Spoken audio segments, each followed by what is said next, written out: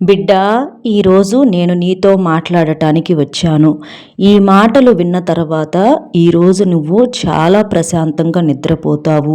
ఎందుకంటే నువ్వు ఎప్పటి నుంచో, ఎంత కాలం నుంచో సరిగ్గా నిద్ర కూడా లేక ఎంత బాధపడుతున్నావన్న విషయం నాకు మాత్రమే తెలుసు. ఎందుకంటే నీ చుట్టూతా ఉన్నటువంటి ఎన్నో రకాలైనటువంటి చిక్కు ముళ్ళ లాంటి ప్రశ్నలు, వాటికి సమాధానం అనేది దొరకక వెతికి నువ్వు ఎంతగానో అలసిపోయావు. అంతేకాకుండా నీ చుట్టూతా ఉన్నటువంటి రాక్షసుల్లాంటి మనుషులతో, వారి యొక్క మాటల వల్ల నువ్వు ఎంత నరకం అనుభవిస్తున్నావన్న సంగతి నీతో పాటుగా నాకు తెలుసు. ప్రతిదీ కూడా నేను గమనిస్తూనే ఉన్నాను.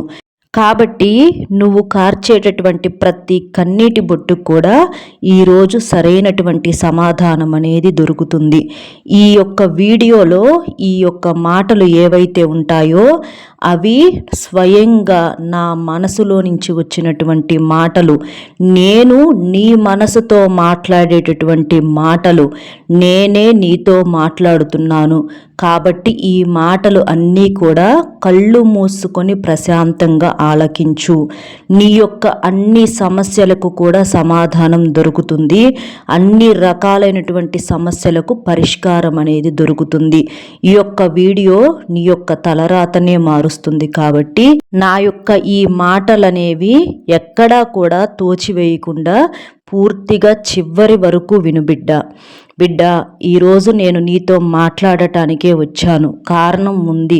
నీ ఆత్మలో నుంచి వచ్చినటువంటి ప్రతి పిలుపు, నీ బాధ, నీ హృదయంలో ఉన్నటువంటి నీ చెప్పుకోలేని నిశ్శబ్ద వేదన, నీ కంటిలో నుంచి కారే ప్రతి కన్నీటి బొట్టు నన్ను నీ దగ్గరకు తీసుకువచ్చాయి. నువ్వు ఎవరితో చెప్పుకోలేని బాధలు నాతో పంచుకుంటున్నావు. ఆ బాధలు అన్నీ కూడా నేను వింటూనే ఉన్నాను బిడ్డ. నీలో ఉన్నటువంటి బాధ, భయము, ఆందోళన, కంగారు, తడబాటు, ఏదో మానసికమైనటువంటి ఒక కృంగుబాటు, ఇవన్నీ కూడా ప్రతిదీ నీ శరీరంలో, నీ మనసులో జరిగే ప్రతి అలజడిని కూడా నేను గమనిస్తూనే ఉన్నాను. ఎందుకంటే నువ్వు నేను వేరు వేరు కాదు. నేనే నువ్వు, నువ్వే నేను. నీ శ్వాసే నేను. నిన్ను సృష్టించింది నేను. అలాంటప్పుడు నీకు జరిగేటటువంటి బాధ, సంతోషాలు ఇవన్నీ నాకు తెలియనివి కావు. నా యొక్క ఆజ్ఞ లేకుండా చీమైనా కుట్టదే. అలాంటిది నీ జీవితంలో జరిగే ప్రతీది కూడా నాకు తెలియకుండా ఉంటుందా? ఎవరైనా నిన్ను తిట్టినప్పుడు కానీ, అవమానించినప్పుడు కానీ, నీ విలువను తగ్గించినప్పుడు కానీ, నీ మీద నీ తప్పు అనేది ఏదీ లేకుండా నిందలు వేస్తున్నప్పుడు కానీ, ఇలా నీ కళ్ళల్లో నుంచి వచ్చేటటువంటి కన్నీరు ప్రవాహంలో వచ్చినప్పుడు ఆ కన్నీటి ప్రతి బిందువు కూడా నా కళ్ళల్లో నుంచి కూడా అదే కన్నీటి బొట్లు అనేవి ప్రవాహంలో వస్తున్నాయి. నీ ప్రతి బాధ, ప్రతి నొప్పి అన్నీ కూడా నాకు తెలుసు. నువ్వు ఎన్నోసార్లు అడిగావు బిడ్డ, గుర్తుందా? నన్ను అసలు ఎందుకు ఇలా బాధ పెడుతున్నావు తండ్రి? అసలు నేనేం తప్పు చేశానని, నేనేం పాపం చేశానని, నాకే ఎందుకు ఈ బాధలు, కష్టాలు, ఈ అవమానాలు, ఈ మనోవ్యాధులు ఇవన్నీ నాకు ఎందుకు అని చెప్పి చాలాసార్లు నువ్వు నన్ను ప్రశ్నించావు. దానికి సమాధానం నేను ఒకటే చెప్తున్నాను బిడ్డ, గుర్తుంచుకో. నీలో ఉన్నటువంటి దివ్య బలాన్ని మేలుకొలిపేందుకే ఈ పరీక్షలన్నీ కూడా వస్తున్నాయి. ఒక బలమైనటువంటి వృక్షము గాలి వానలోనే దాని యొక్క బలాన్ని నిరూపించుకుంటుంది. అలాగే నిజంగా నువ్వు కనుక నన్ను నమ్మితే ఎక్కడా కూడా నీ ధైర్యాన్ని, నమ్మకాన్ని విడిచిపెట్టవు. అన్నిటికీ నేను ఉన్నాననే సమాధానము నీకు ఊరటనిస్తుంది. నిజమైనటువంటి భక్తుడు చేసినటువంటి పూజలు కానివ్వండి, వ్రతాలు, నోములు ఇలాంటివి ఏవి కూడా వృధా అనేవి కావు. నీ యొక్క ప్రతి పూజ, ప్రతి శివనామము అన్నీ కూడా నాకు చెందుతున్నాయి. సమయమే నా రూపము, కాలమే నీకు సమాధానం చెప్తుంది. ఆ యొక్క సమయం వచ్చినప్పుడు తప్పకుండా ప్రతి ప్రశ్నకు కూడా సమాధానం దొరుకుతుంది, ఫలితం లభిస్తుంది. నీ సమయం తప్పక వస్తుంది బిడ్డ, ఎంతో దూరంలో లేదు. నువ్వు కంగారు పడొద్దు. ఎవరైనా సరే నిన్ను అవమానించినా, మోసం చేసినా, నీ మౌనం నీ బలంగా ఉంచు. నువ్వు ఏమీ మాట్లాడవద్దు. నువ్వు మౌనంగా ఉండు. నేను నీ పక్కనే ఉన్నాను. నీ ఊపిరిలో, నీ శ్వాసలో, నీ ధ్యానంలో, ఇలా ప్రతి దాంట్లో కూడా, నీ యొక్క ప్రతి కదలికలలో, నీ యొక్క మనోవేదనలో, ప్రతి దాంట్లో కూడా నేను నీలోనే దాగి ఉన్నాను. నువ్వు దీపం వెలిగించి ఓం నమ శివాయ అనేటటువంటి నా యొక్క మంత్రాన్ని నువ్వు జపించినప్పుడు ఆ జ్వాలలో నేనే వెలుగై ఉన్నాను. నీ నమ్మకమే నిన్ను కాపాడుతుంది. ఏదైనా నువ్వు కోల్పోతే అది కొత్త దారికి పునాది అవుతుంది. నన్ను గుడిలో కాక నీ గుండెల్లో చూడు. నీ గుండెల్లో నా ఆలయం, నీ ఆత్మే నా గుడి, నీ ప్రాణం నా అగ్ని. బిడ్డా, నీ యొక్క ప్రతి కర్మలో భాగమే నీ ప్రతి బాధ, అవమానము, ఒంటరితనము, ఇలాంటి వాటిని భరించు. ఎక్కడా కూడా భయపడకు. ధైర్యాన్ని మాత్రం విడిచిపెట్టకు. అది నీకు విముక్తి అవుతుంది. నిన్ను బాధ పెట్టినటువంటి ఏ ఒక్కరిని కూడా నేను విడిచిపెట్టను. వారి పాపానికి శిక్ష తప్పదు. వారు నీకు చేసిన అన్యాయము నాకు కూడా చేసినట్లే. అన్యాయాన్ని ఎప్పటికీ క్షమించను. ప్రతి తుఫాను నీ ఆత్మను బలపరచటానికే వస్తుంది. భయపడొద్దు. నీలో నేను ఉన్నాను. శాంతమైనటువంటి అగ్నిలా, ఎప్పటికీ ఆరని ఒక జ్యోతిలా నీలోనే నేను ఎప్పుడూ కూడా ఉంటాను. బిడ్డ, ఇప్పుడు జాగ్రత్తగా విను. ప్రేమించే వారిని నేను ఎప్పుడూ కూడా రక్షిస్తూనే ఉంటాను. నిన్ను ఎవరెవరైతే బాధ పెడుతూ ఉన్నారో వారిని ప్రతి ఒక్కరిని కూడా నేను గమనిస్తూనే ఉన్నాను. వారి యొక్క ప్రతి తోట లాంటి మాటలను నేను గమనిస్తూనే ఉన్నాను. వారు నిన్ను అవమానించినప్పుడు నీ కన్నీటితో పాటు నీ గుండె ఆవేదనను కూడా నేను వింటూనే ఉన్నాను. వారి ప్రతి పాపము కూడా నా దృష్టిలో ఉంది. వారి యొక్క ప్రతి మాట కూడా నా యొక్క గుండెల్లో ఉంది. వారికి బుద్ధి చెప్పే సమయం నేనే నిర్ణయిస్తాను. నీ తప్పు లేకుండా ఎవరైనా సరే నిన్ను బాధ పెట్టినా వారికి నేనంటే ఏంటో తప్పకుండా చూపిస్తాను. వారి పాపమే వారిని కాల్చేస్తుంది. ఆ పాపపు అగ్నిలో వారే కాలి బూడిదైపోతారు. బిడ్డ, నీ మౌనమే నీ ఆయుధంగా ఉంచు. నువ్వు ప్రతిస్పందించకపోవటం నీ నమ్మకం నాపై ఉందని నిరూపిస్తుంది. నువ్వు ఎవరు ఏమన్నా సరే, ఏది చేసినా సరే, నీ తప్పు అనేది ఏమీ లేకుండా నిన్ను నిందిస్తూ ఉన్నా సరే, నా తప్పు లేదు అని కూడా నువ్వు చెప్పొద్దు. నువ్వు నిశ్శబ్దంగా ఉండు. నువ్వు మౌనంగా ఉండు. నిన్ను నువ్వు నిరూపించుకునే ప్రయత్నం చేసినప్పుడు నా మీద నువ్వు నమ్మకం ఉంచటం లేదు అని నేను అర్థం చేసుకోవాల్సి ఉంటుంది. కాబట్టి నీతో పోరాడుకునేది నువ్వు కాదు, నీ గురించి నేను పోరాడతాను. వారి యొక్క నోర్లు నేను మూయిస్తాను. నీ మీద వచ్చినటువంటి నిందలనన్నింటినీ కూడా నేను కడిగేస్తాను. నువ్వు నా మీద కనుక పూర్తిగా నమ్మకం అనేది ఉంటే నువ్వు చేయాల్సిందల్లా మౌనంగా ఉండు. ఆ మౌనమే నాపై నీకున్నటువంటి భక్తి, నమ్మకము, అదే నీకు ఆయుధంగా మారుతుంది. ఆ ఆయుధంతో అవతలి వారి యొక్క ప్రతి దానికి కూడా నేను సమాధానం చెప్తాను. కాబట్టి నువ్వు ఇలా చెయ్యి. నేను ఎన్నోసార్లు కూడా ఎన్నో రకాలైనటువంటి ప్రమాదాల నుంచి నిన్ను కాపాడాను. కానీ ఆ విషయం మాత్రం నీకు తెలియదు. ఆ ప్రమాదాలు నేను చేరకుండా నిన్ను చాలాసార్లు అడ్డుకున్నాను నీ దగ్గరికి. ఓం నమ శివాయ, ఓం నమ శివాయ అని పిలిచినప్పుడల్లా నేను నీ పక్కనే ఉన్నాను, నీతోనే ఉన్నాను, నీలోనే ఉన్నాను. ఇక నిన్ను ఎవ్వరూ జయించగలరు చెప్పు? ఎవరిని ద్వేషించకు, ఎవరికి భయపడకు. నీ వెనుక నేను ఉన్నాను. ఎవరైనా సరే నీ మీద అహంకారము, గర్వము, పొగరు ఇలాంటివి ఏవైనా సరే చూపించినట్లయితే వాటన్నింటినీ కూడా నేను అణిచేస్తాను. నిన్ను బాధ పెట్టడం అంటే అది నన్ను బాధ పెట్టినట్లే. అది నా యొక్క సహనాన్ని పరీక్షించటమే. అది వాళ్లకు తెలియక వారు అంతగా ఎగిరి ఎగిరి పడుతూ ఉన్నారు. దీనికి వారికి కర్మ ఫలితం తప్పదు. న్యాయం నా ధర్మం. నీ మౌనం నీ బలం. నువ్వు మౌనంగా ప్రతీదీ కూడా భరించు, ఓర్పుగా ఉండు. సమయం అనేది వచ్చినప్పుడు సమాధానం నేను చూపిస్తాను.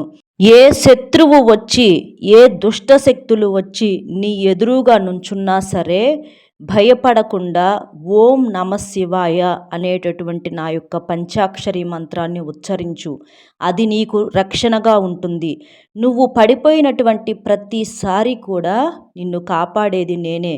బిడ్డ, అసలు నువ్వు ఈ మాట అనుకోవచ్చు, నువ్వు అసలు పడిపోకుండానే నన్ను ఉంచొచ్చు కదయ్యా, అసలు నాకు ఈ కష్టాలనేవి ఎందుకు రానివ్వాలి, మళ్ళీ ఎందుకు నన్ను కాపాడాలి, అసలు ఆ కష్టమే రాకుండా నువ్వు నన్ను చూసుకోవచ్చు కదా అన్న సందేహం నీకు రావచ్చు. కానీ నీకు కష్ట సుఖాల విలువ ఎలా తెలుస్తుంది? ఆ కష్ట సుఖాలే జీవితానికి ఆధారం అవుతాయి, నీ మనసు ప్రశాంతంగా ఉంచుతాయి. చీకట్లో కూడా నా జ్యోతి ఉంటుంది. కష్టము సుఖము అంటే కష్టం అనేది తెలిసినప్పుడే, కష్టంలో ఉన్నటువంటి బాధ అనేది ఏంటో తెలిసినప్పుడే సుఖంలో ఉన్నటువంటి సంతోషం అనేది నువ్వు గ్రహించగలుగుతావు, దాన్ని ఆస్వాదించగలుగుతావు. జీవితము ఎప్పుడూ ఒకేలా ఉండదు. ఎండ వాన రెండూ కూడా ఉంటాయి. ఎండ నీలో బలాన్ని, వాన నీలోని ధూళిని కడిగేస్తాయి. నీ శ్వాసలో నేనే ఉన్నాను బిడ్డ. నీ శ్వాసలో ఓంకారం నడుస్తుంది. ఓం అనేటటువంటి మంత్రం నడుస్తూ ఉంటుంది. కాబట్టి నువ్వు దేనికి కంగారు పడకు, దేనికి భయపడకు. అలాగే నువ్వు ఎవ్వరిని కూడా ద్వేషించకు, ఎవ్వరిని పట్టించుకోకు. నీకు అన్యాయం చేసిన వారిని కూడా క్షమించు. వారి పాపానికి సమాధానం నేనే ఇస్తాను. నువ్వు క్షమించేటటువంటి క్షణంలో నీ ఆత్మ మరింత స్వచ్ఛమవుతుంది. నువ్వు క్షమించేటటువంటి ఆ యొక్క మనసు ఏదైతే ఉందో అది నిన్ను గొప్ప స్థాయిలో ఉంచుతుంది. అలా చేసినప్పుడు వంచిన వారు, నిన్ను బాధ పెట్టిన వారు ఎవరైతే ఉంటారో వారు నీకు పాఠాలుగా మిగిలిపోతారు. అలాంటి వారికి ధన్యవాదాలు చెప్పు. ఎవరైతే నీకు చెడు చేయాలని చూస్తారో అందులో నుంచి నీకెన్నో గొప్ప గుణపాఠాలు అనేవి అర్థమవుతూ ఉంటాయి బిడ్డ. నువ్వు వాటిని సరిగ్గా అర్థం చేసుకోవాలి. ఎందుకంటే వారు నీలో దివ్య బలాన్ని మేల్కొల్పారు. కాబట్టి ఎవ్వరినీ కూడా ఏమీ అనకు. వారి తప్పులకు సమయం వచ్చినప్పుడు నేను శిక్ష అనేది తప్పకుండా విధిస్తాను. ఎందుకంటే నీ తప్పు లేకుండా నిన్ను అన్నప్పుడు నువ్వు ఊరుకున్నా కానీ నేను మాత్రం వారిని వదిలిపెట్టను. నువ్వు నేను చూడట్లేదనుకుంటున్నావు, నేను అసలు లేను అన్న సందేహం కూడా నీకు వస్తుంది. కానీ నేను ఉన్నాను బిడ్డ. ప్రతీదీ కూడా నేను చూస్తూనే ఉంటున్నాను. నేను నీ పక్కనే ఉంటున్నాను. కానీ దానికి ప్రతి దానికి కూడా కాలం అనేది రావాలి, సమయం అనేది రావాలి. అలాగే నువ్వు గతాన్ని కూడా వదిలేయి. తప్పు చేయని మనుషులు ఎవ్వరూ కూడా ఈ భూమి మీద ఉండరు. దేవతలు సైతం కూడా తప్పు చేస్తారు. ఆ తప్పులోనే నువ్వు ఆగిపోయి నీ జీవితాన్ని వృధా చేసుకోకు. నా బిడ్డ అలా జీవితాన్ని వృధా చేసుకోడు. అలా నువ్వు జీవితాన్ని వృధా చేసుకొని ఆ గతం అనేటటువంటి బాధలోనే ఉండి నువ్వు ప్రస్తుతాన్ని వదిలేసి సంతోషానికి దూరంగా ఉంటుంటే ఇక్కడ నేను ఎంతగానో అల్లాడిపోతున్నాను బిడ్డ. జీవితం అనేది ఒక్కటే. కాబట్టి ఈ జీవితాన్ని ఉన్న 4 రోజులు ఉన్న దాంట్లోనే సంతోషాన్ని వెతుక్కొని నువ్వు ఆస్వాదించాలి. తరువాత ఒక్క క్షణం గడిచిపోయినటువంటి కాలం ఏదైతే ఉంటుందో అది నువ్వు వెనక్కి తిరిగి రావాలి అన్నా కూడా రాదు.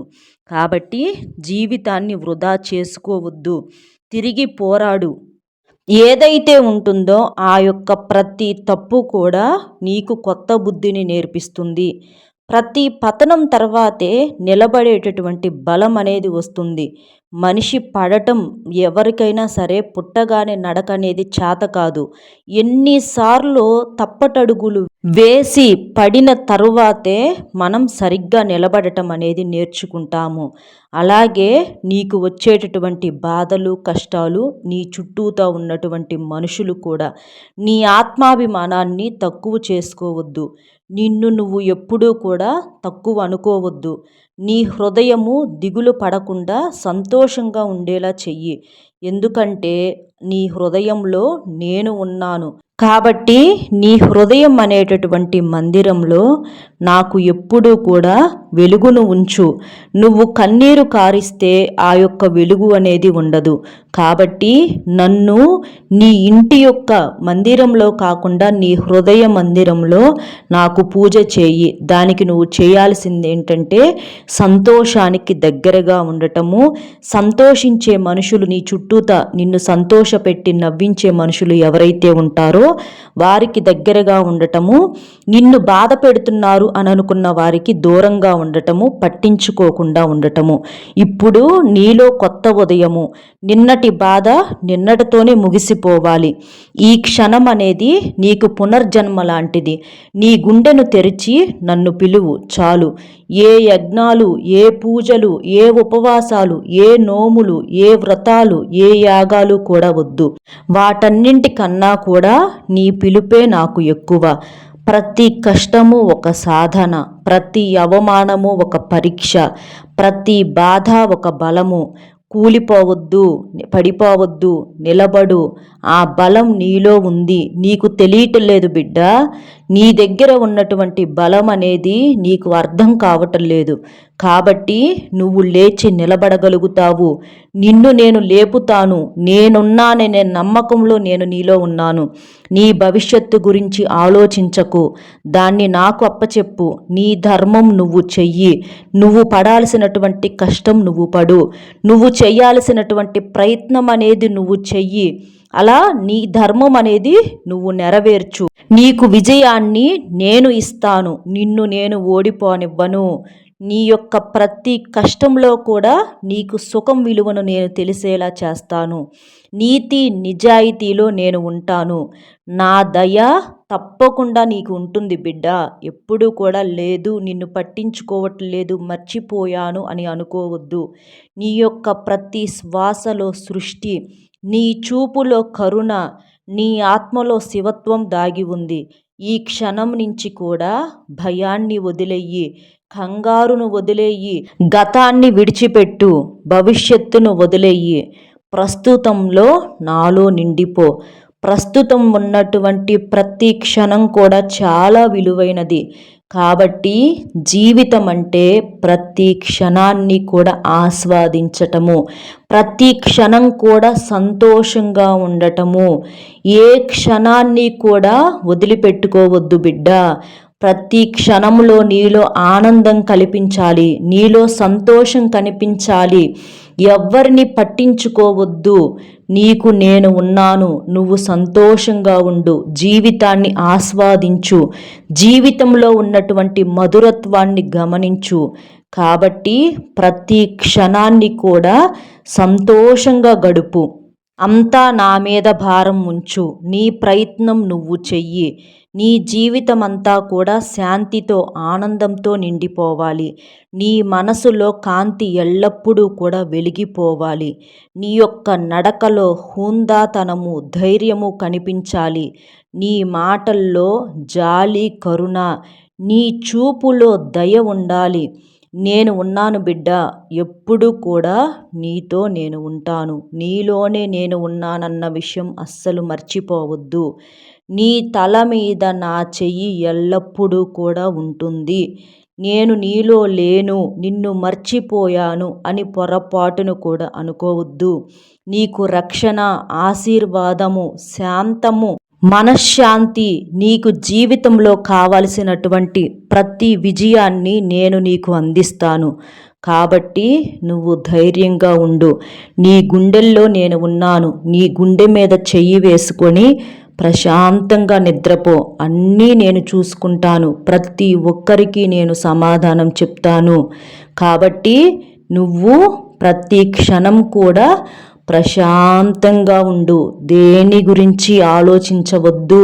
గుర్తుపెట్టుకో బిడ్డ, దేని గురించి అయినా నువ్వు బాధపడితే నువ్వు నన్ను నమ్మనట్లే. కాబట్టి ప్రతి క్షణం కూడా ప్రశాంతంగా, ఆనందంగా ఆస్వాదించు. నీకేదైనా కష్టం కలిగినప్పుడు ఓం నమః శివాయ అనే మంత్రాన్ని చెప్పుకో. ఆ యొక్క మంత్రంలో నుంచి నీకు ధైర్యం అనేది నేను ఇస్తాను. కాబట్టి ఇలా ప్రశాంతంగా ఉండి ప్రశాంతంగా నిద్రించు. అర్థమైంది కదా బిడ్డ? నీకు నీ యొక్క జీవితం ఎలా ఉండాలి, నీ యొక్క ప్రవర్తన ఎలా ఉండాలి, నీ యొక్క చిక్కుముళ్ళ లాంటి ప్రతి ప్రశ్నకు కూడా సమాధానాలు, నువ్వు ఎలా బ్రతకాలి, ఎలా ఉండాలి, ఎలా ఉండకూడదు, ఇవన్నీ కూడా ఈ యొక్క మాటల్లో మైమరిచిపో. జీవితం అంటే పట్టుకోవటమే కాదు, వదిలేయ్ బిడ్డ. నువ్వు వదిలేస్తే నేను పట్టుకుంటాను, గుర్తుపెట్టుకో. అర్థమయ్యాయి కదా బిడ్డ నా యొక్క మాటల్లో పరమార్థం అనేది? నా మీద నీకు నిజంగా భక్తి, విశ్వాసము, నమ్మకము ఉంటే ఈ వీడియోకి ఒక్క లైక్ ఇవ్వటం అస్సలు మర్చిపోవద్దు బిడ్డ. ఎందుకంటే నీలాగా ఎంతోమంది కూడా చాలా బాధతో మునిగిపోయి ఉన్నారు. అలాంటి వారికి నువ్విచ్చేటటువంటి లైకు నా యొక్క ఈ మాటలను మరికొంతమందికి చేరవేసి వారి యొక్క మనసుల్లో ఉన్నటువంటి బాధను తీసేయటానికి ఉపయోగపడతాయి. కాబట్టి వీడియోకి ఒక్క లైక్ ఇచ్చి, అలాగే నీకు తెలిసినటువంటి కష్టంలో ఉన్నటువంటి మిత్రులు ఎవరన్నా ఉంటే వారికి కూడా షేర్ చేస్తే వారు కూడా విని వారు ప్రశాంతంగా ఉండే అవకాశం అనేది ఉంటుంది. నలుగురు మంచిని మనం కోరుకుంటే నీ మంచిని నేను చూస్తాను బిడ్డ. నీకు 4 దిక్కులుగా 4 రూపాల్లో తప్పకుండా సహాయం అనేది చేస్తాను. కాబట్టి ఒక్క లైక్ ఇచ్చి కామెంట్ బాక్సులో ఓం నమ శివాయ అనేటటువంటి మంత్రాన్ని కామెంట్ చేయండి. మరొక మంచి విశేషంతో మళ్ళీ కలుద్దాం బిడ్డ. సర్వేజన సుఖినో భవంతు. ధన్యవాదములు. ఓం నమ శివాయ.